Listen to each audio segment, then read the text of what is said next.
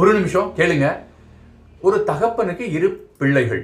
ஒரு பெரிய பிள்ளை எப்பவுமே குடியுமா எல்லாரையும் தொந்தரவு பண்ணிட்டு ஊரெல்லாம் டிஸ்டர்ப் பண்ணிட்டு இருந்தான். ரெண்டாவது மகன் ரொம்ப நல்லவன், நல்லா படிக்கிறவன், பண்பானவன், எல்லாருக்கும் உதவி செய்கிறவன்.